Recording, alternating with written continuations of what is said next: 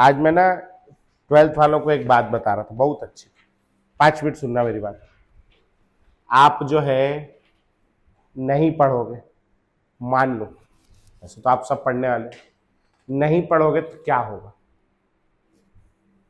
क्या हो जाएगा? कुछ नहीं होगा। आप भूखे मर जाओगे क्या? नहीं, कोई भूखा नहीं मर रहा। आपके घर वाले आपको खाना खिला रहे हैं, खिलाएंगे। वो नहीं खिलाएंगे तो अपने शहर में इतना लंगर होता है, कभी हनुमान जयंती चल रहा है ना, कभी रामनवमी चल रहा है, शुक्रवार के मुसलमान लोग खिला रहे हैं, रविवार के गुरुद्वारे में लंगर लग रहा है, किसी दिन क्रिश्चियन लोग क्रिसमस में वाइन वाइन बांट रहे हैं, है ना। तो आदमी का खाना पीना, पढ़ाऊंगा भी पढ़ाऊंगा, बंद नहीं कर, आदमी का खाना पीना चल जाएगा। तो मैं ये नहीं बोल रहा कि आप पढ़ोगे नहीं बर्बाद हो जाओगे, ये सब बेवकूफ़ों वाली बात है। जो आदमी नहीं पढ़ता है वो भी जिंदगी जी लेता है, और लंगर से नहीं खाना पड़ता, वो तो मजाक की बात है। लेकिन हाँ, छोटा मोटा काम करके आदमी जीवन जी लेता है। लेकिन मेरा ऐसा मानना है कि अगर मेरे पिताजी जो हैं वो आज सुजुकी में घूमते हैं, है ना, मारुति में घूमते हैं, तो मेरे पास कम से कम आगे जाकर हुंडई तो हो। अगर उनके पास क्रेटा है तो मेरे पास कम से कम हैरियर सफारी ऐसी गाड़ी तो हो। अगर उनके पास में हैरियर है तो मेरे पास कम से कम मर्सिडीज तो हो। नहीं तो क्या मतलब, पिताजी हैरियर में घूम रहे हैं, लड़का जो है वो इलेक्ट्रिक वाले ऑटो में घूम रहा है, तो मजा आएगा क्या? नहीं। मेरे पिताजी हवाई जहाज में यात्रा करते हैं, इंडिगो में, सस्ती वाली फ्लेयर एयरलाइन में, इकोनॉमी में बैठ के, तो कम से कम मैं बिजनेस क्लास में तो ट्रैवल करूं। भले मैं उसमें सिंगापुर एयरलाइंस में ना करूं, लेकिन कम से कम इतिहाड में तो करूं। वो क्या है ना, समझ आ रही मेरी बात? इतना तो शौक होगा ना, तो उसके लिए पढ़ो। आप इसलिए मत पढ़ो कि आपको जीवन में खाना पीना है। खाना पीना के लिए कोई नहीं कमा रहा, वो सबका हो जाता है। आदमी पैसे कमाता है ऐश करने के लिए, ठीक है। अगर आप ऐश करना चाहते हो तो आज आप जाओ, अभी सही समय, आप जाओ और घर जाके कोरा कागज लो और उसमें अपने सपने लिखो। अब सपना ये नहीं कि मैं बड़ा होकर डॉक्टर बनना चाहता हूं, मैं देश की सेवा, ये सब दीज आर ऑल नॉनसेंस। समाज ने भरा आपके दिमाग में। आप ये सपना लिखिए कि मैं बड़ा होके लास वेगस जाना चाहता हूं। वहां ना कसिनो है लास वेगस में, जिसमें अमेरिका में लोग जाते हैं पैसा हारने के लिए। तो आप एक सपना लिखो, मेरे को लास वेगस जाकर के 5 लाख रुपए जुए में हारना है। जीतने वाले तो बहुत मिलेंगे, हारने के लिए कलेजा चाहिए, है नहीं।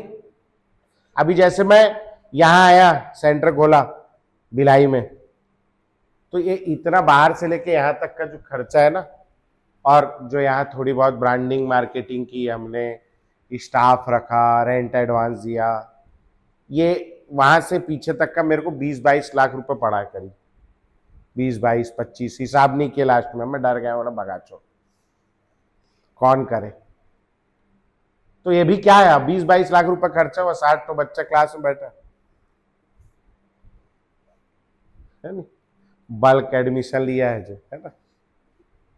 तो मेरे कहने का क्या मतलब है कि ये भी एक प्रकार का जुआ है। तो आप इतने बड़े आदमी तो बनो कि 2-4-5 लाख का नुकसान हो तो आपको दुख ना हो। अभी इमेजिन करो आपके जेब से 5,000 रुपये गिर जाता है कहीं आपके जेब से, या आप लोग ये गले में सोने की चेनें पहनते हो, अंगूठी पहनते हो, एक आध अंगूठी गिर जाती है आपके हाथ से, क्या होगा? आपका नींद उड़ जाएगा उस दिन का। अगर आपके पास में 1.5 लाख रुपए तोला चल रहा है सोना, आज ही मैं देखा हूं भाव 1,53,000 रुपये, और आपके पास 5 ग्राम की भी चेन है ना, तो 80,000 की है मेकिंग चार्ज जोड़ के, 80 से 85,000 की गिर जाती है, तो क्या होगा? आपको नींद नहीं आएगी। लेकिन सोचो, अगर आप मुकेश अंबानी जितना पैसा रखते हो तो आपकी चेन गिर जाएगी तो आपको दुख नहीं होगा। तो कम से कम इतने बड़े आदमी तो बनो कि 2-4-5 लाख का दुख झेल सको, है कि नहीं? मुकेश अंबानी की जिंदगी में भी दुख है, लेकिन कैसा दुख है? रिलायंस इंडस्ट्री का शेयर आज 1,500 करोड़ रुपए गिर गया। समझ आ रहा है? तो वैसा दुख लेने में मजा भी आता है। हमारे जीवन में दुख है, पॉकेट मनी मिला था 500 रुपए, उसमें 300 रुपए मिल नहीं रहा है।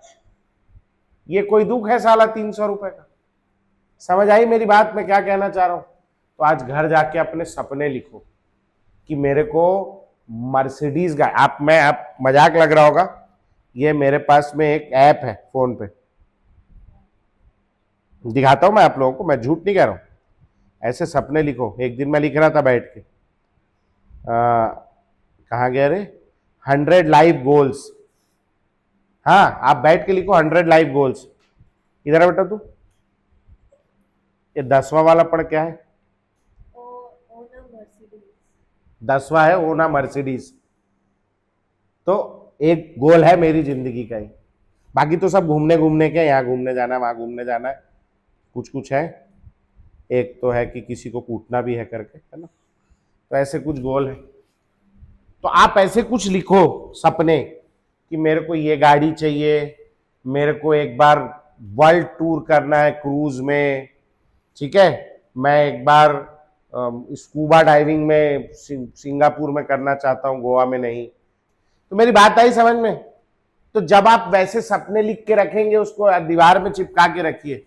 जब आप वो सपने लिख के रखेंगे तो आपको उनको देख के लगेगा नहीं रे भैया, इसके लिए मेहनत कर लेता हूं। ऐसा नहीं है कि कोई नहीं पढ़ेगा तो भूखा मर जाएगा, ऐसा नहीं है। आपकी गाड़ी का स्टैंडर्ड चेंज हो जाएगा, मर्सिडीज से आप अल्टो में आ जाओगे,